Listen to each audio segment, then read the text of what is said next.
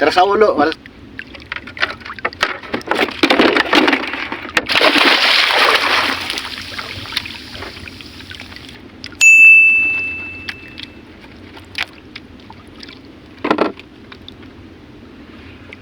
Lumahan ang pain. Kawil natin, 2 taga to. Halikuna.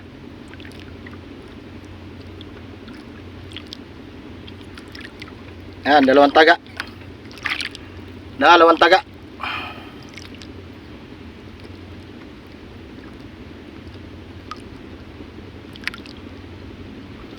Tapos meron siyang tingga. May tingga siya. Mas maganda to kung bilog. Mas mabigat. Pero wala akong bilog na tingga, kaya pwede na to sa akin.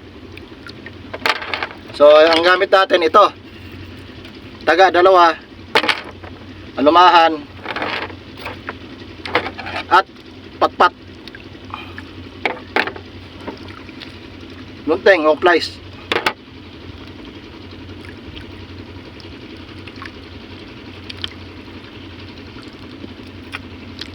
Tanggalin natin hasang. Dito ka.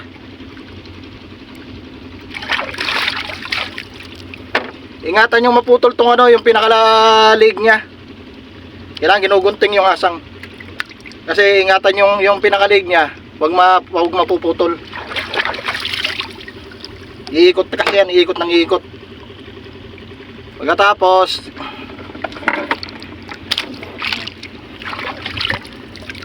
Pagkatapos ang patpat, ihiwalay mo yung laman ng sa tinik.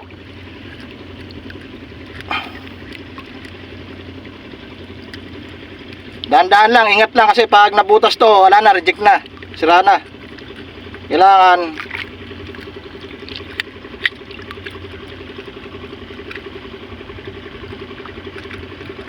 matanggal mo yung pagkakapit ng laman doon sa tinik. Kahit sa kabila lang, okay na yun. Ha? Sugon! Oh.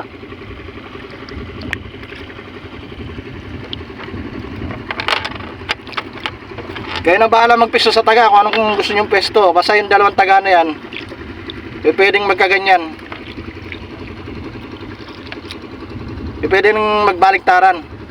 Nasa inyo yan. Ngayon, dahil natanggal na natin yung laman dito sa tinik, kahit sa kabila lang, okay na yan. Pasok na natin yung kawil dito sa bibig.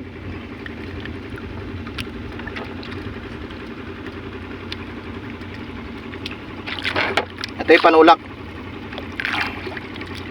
Kailangan sumagad siya ron sa may bandang dulo. Tapos ito yung pangalawang taga.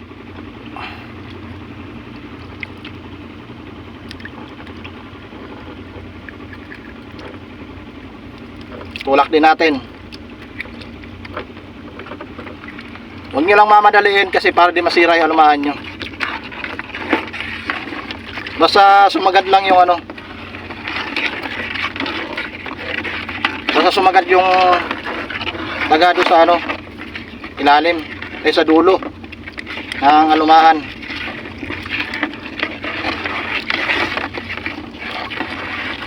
Makakapamo naman yan makakapamo siya kung saan banda na.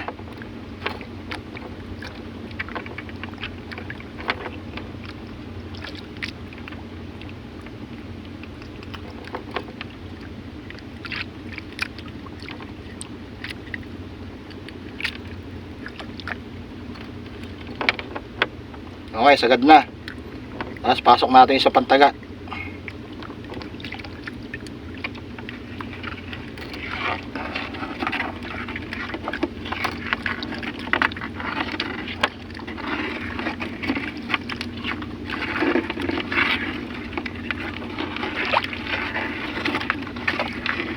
Tiyaga lang kasi napakahirap nito. Yung iba nito, mga veterano na talaga, basic na lang sa kanila to. Tapos yung tingga, papasok mo sa bibig. Tapos ipasok mo na yung tingga sa loob ng bibig. Tatahiin mo naman tong bibig. Sila gumagamit sila ng karayom na sinulid o tansi para tahiin. Pero ako, sila yung mahusay na yung mga yun, yung mga veterano na. Ay ako, di naman ako veterano sa ganito.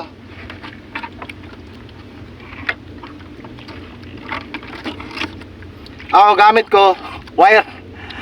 Ayan, yung mayroon siyang 1mm yata to na kawad na tanso.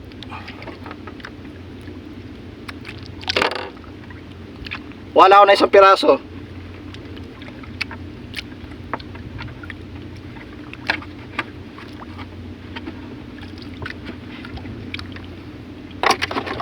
Isang piraso lang. Tutusok mo siya rito sa may, tatay mo siya rito sa bibig niya, diretso sa ano.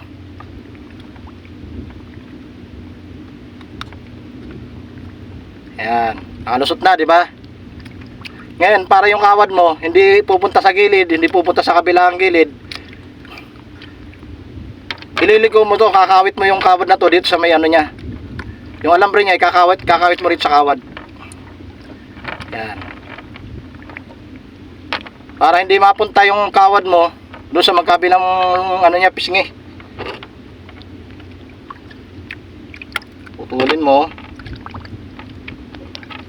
Tapos ay hindi na siya gagalaw-galaw, di ba? May kawad ka pa, meron ka pang ano.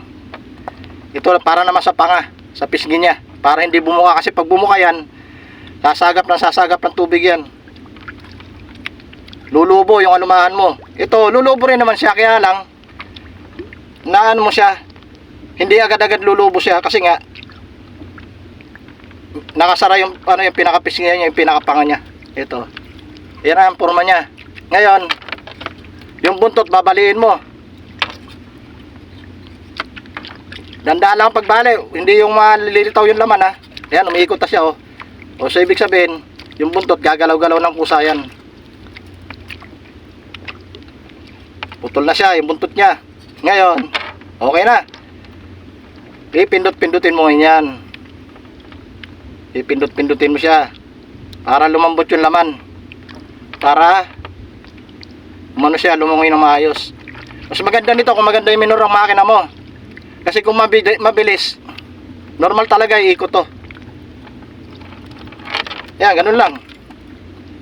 Nakatago yung taga sa loob ng alumahan. Ganyan lang, ayos na. Tapos yun lang yan.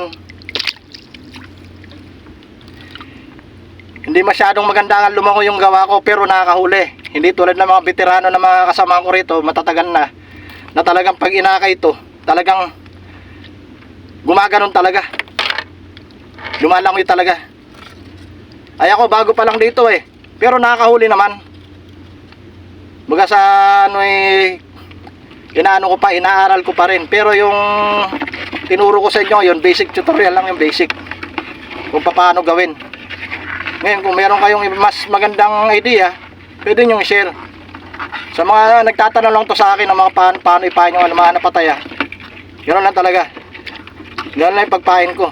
Nakakahuli naman, nakikita nyo naman sa video, di ba? So, okay na. Handa na tong area.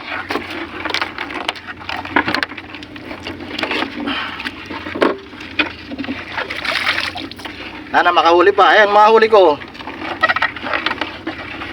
Makakadadawin ko na ngayon, no? Bali 5 piraso na to.